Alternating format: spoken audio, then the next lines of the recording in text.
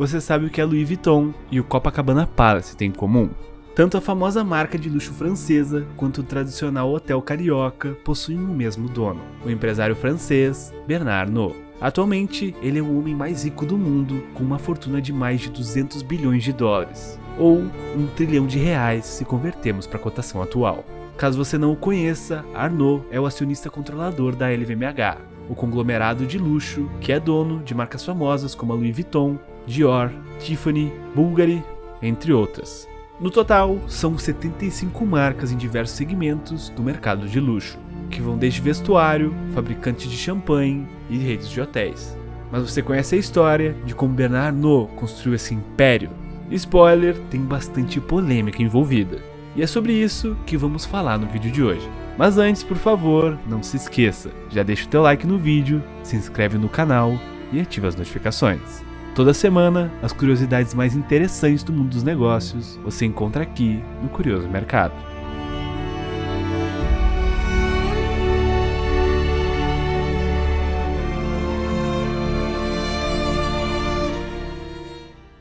Nascido no dia 5 de março de 1949, na cidade de Roubaix, no norte da França, Bernard Arnault teve uma trajetória curiosa até se tornar dono da LVMH. Ao contrário do que se espera de um grande empresário do setor da moda, nem Arnault nem sua família tinham conexões alguma com esse mercado. Seu pai, o empresário Jean Arnault, atuava no ramo de construção, ou seja, era um empreiteiro. E foi nessa área que o jovem Bernard resolveu seguir. Para tal, ele se matriculou no curso de engenharia da École Polytechnique, uma das faculdades mais prestigiadas do mundo. Logo depois que se formou, em 1971, passou a trabalhar na empresa de engenharia do seu pai, a Ferré Savinel. Em apenas 3 anos, tornou-se diretor de construção. Em pouco tempo, convenceu seu pai a migrar o foco da empresa para o mercado imobiliário, que era muito mais lucrativo, e também mudou o nome da empresa para Ferinel. Numa ascensão meteórica, em 1977, tornou-se diretor-geral da empresa da família. E no ano seguinte, com a morte do seu pai, assumiu o cargo de presidente. Em 1981, Arnault se mudou para os Estados Unidos, na tentativa de expandir os negócios da família. Lá, ele teve contato com o modo norte-americano de fazer negócios, muito mais agressivo e impessoal do que na França. Mas foi só quando ele voltou para a França, 3 anos depois, que Arnault decidiu ampliar sua área de atuação. E é assim que começa a história de Bernard Arnault no mundo da moda.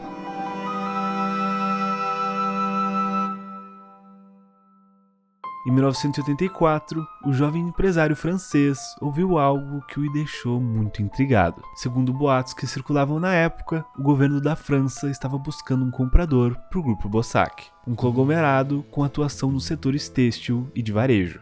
Só para você entender, o governo francês teve que assumir o controle do Grupo Bossach após o seu colapso, no que foi considerada a maior falência industrial da França no pós-guerra. Como não tinha condições e nem conhecimento para administrar um negócio desse porte, o governo começou a se mexer para encontrar um comprador e se livrar dessa bomba.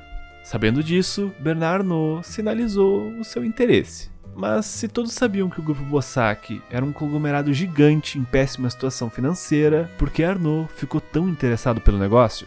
A resposta é bem simples. No meio de todas essas empresas que não valiam quase nada, estava a joia da coroa, a Christian Dior. Isso mesmo, a aclamada grife francesa, fundada pelo estilista Christian Dior em 1946, era subsidiária do Grupo Bossach. Isso porque foi o empresário Michel Bossach que financiou a operação da Dior lá no começo e se tornou sócio da marca. E mesmo com a situação financeira do grupo se deteriorando nos anos 80, Arnault sabia que a marca Dior ainda era muito forte. Dessa forma, Arnault fez uma proposta para assumir o Grupo Bossach por 60 milhões de dólares, sendo 15 milhões de dólares da sua família e 45 milhões de dólares de um grupo de investidores. Vale lembrar que nessa época, Arnault ainda era desconhecido no meio empresarial francês, o que acabou surpreendendo a todos quando ele e seu grupo de investidores foram escolhidos pelo governo para assumir o conglomerado.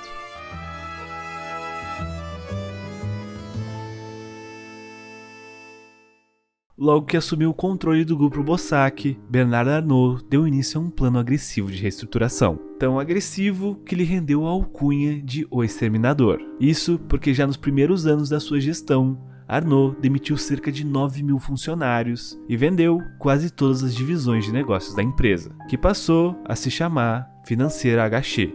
Mesmo sendo bombardeada pela mídia francesa na época, devido aos severos cortes de custos, o plano de Arnault funcionou. E em pouco tempo, o empresário conseguiu salvar a empresa da ruína. Após a venda dos negócios deficitários, a Financière Agaché ficou com apenas 2 subsidiárias, a Dior e a famosa rede varejista Le Bon Marché. Esse era apenas o início da ascensão de Bernard Arnault.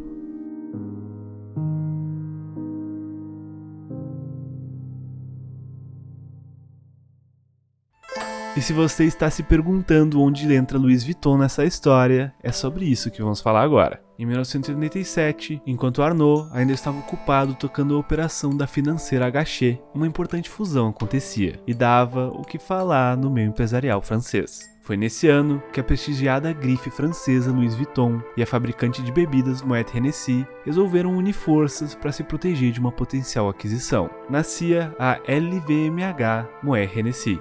Apenas contextualizando, nessa época, nos anos 80, as aquisições hostis estavam se tornando cada vez mais comuns no mercado financeiro, especialmente nos Estados Unidos, onde começaram a surgir diversos corporate raiders, que basicamente eram investidores que compravam grandes quantias de ações e assumiam controles da empresa. Com isso, muitos executivos temiam que suas companhias pudessem ser alvos desses investidores, que na maioria dos casos promoviam grandes mudanças na gestão das empresas. No caso da LVMH, esse risco foi mitigado pela fusão entre as duas gigantes francesas. Porém, outros problemas começaram a surgir por causa dessa fusão. Pouco tempo depois da união, Henri Recamier, que foi responsável por tornar Louis Vuitton em uma marca global, que era o CEO da Moet Hennessy, começaram a se desentender. O que inicialmente eram apenas divergências de estratégias foi se tornando algo insustentável. Uma das principais brigas entre os sócios aconteceu quando Recamier descobriu que Chevalier estava negociando a venda de uma fatia de 20% da LVMH para a cervejaria Guinness. Sua preocupação era que a empresa ficasse cada vez mais focada no setor de bebidas e não desse tanta atenção aos artigos de luxo. Foi então que Henri Recamier cometeu um erro fatal.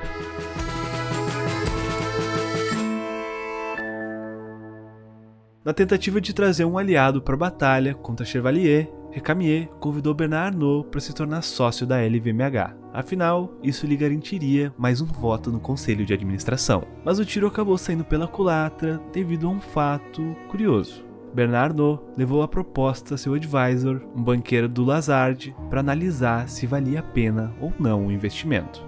Acontece que esse era o mesmo banqueiro utilizado por Alain Chevalier, o rival de Recamier. Assim, este tal banqueiro fez a ponte entre Arnault e Chevalier, que explicou a ele o porquê do investimento da Guinness na LVMH. Com isso, Arnault passou a comprar ações da LVMH através de uma joint venture junto à cervejaria Guinness. Ou seja, ele tinha ficado do lado do rival de quem tinha o convidado a se tornar sócio da companhia.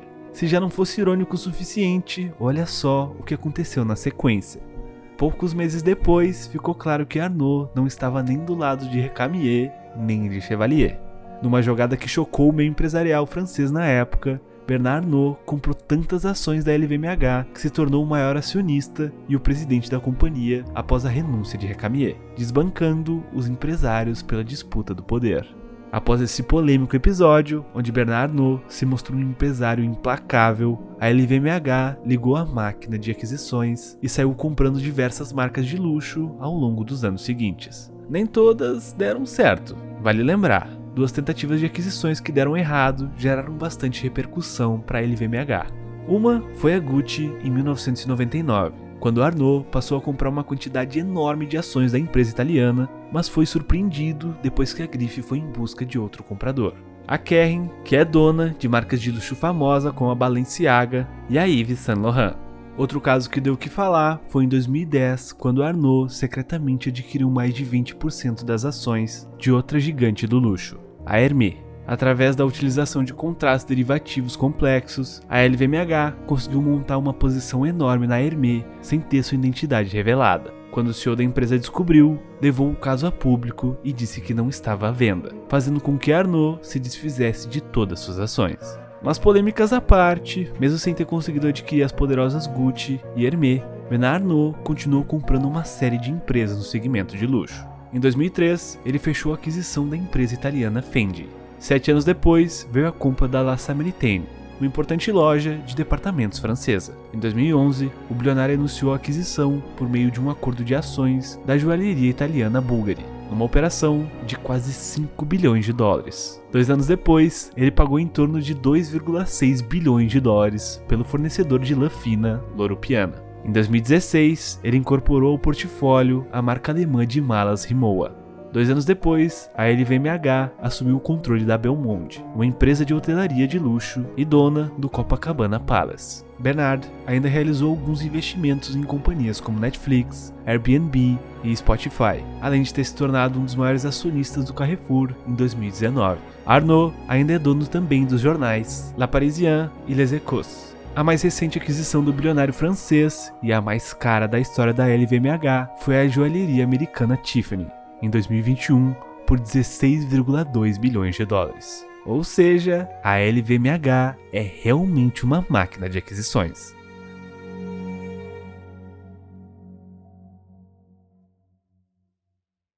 Depois de décadas construindo seu império do luxo, Bernard Arnault finalmente começou a colher os frutos depois de tantos investimentos. Com as vendas do mercado de luxo crescendo cada vez mais nos últimos anos, recentemente a LVMH se tornou a primeira empresa europeia da história a atingir a marca de 500 bilhões de dólares no valor de mercado. Só para você ter uma ideia, em 2022 a empresa cresceu 23% e teve um faturamento de 86,3 bilhões de dólares. No total, o número de lojas da marca LVMH saltou de cerca de 1.000 lojas em 1999 para mais de 5.600 lojas em 2022, em 81 países. Hoje, a LVMH é uma gigante com mais de 196 mil colaboradores, e tudo indica que esse número deve continuar crescendo nos próximos anos. E falando de luxo, se você gostou desse vídeo de Bernard Arnault, é bem provável que você também vai gostar desse vídeo que fizemos sobre o ouro, e o porquê dele ser tão valioso. Por hoje, ficamos por aqui e, por favor, não se esqueça de deixar seu like e se inscrever no canal.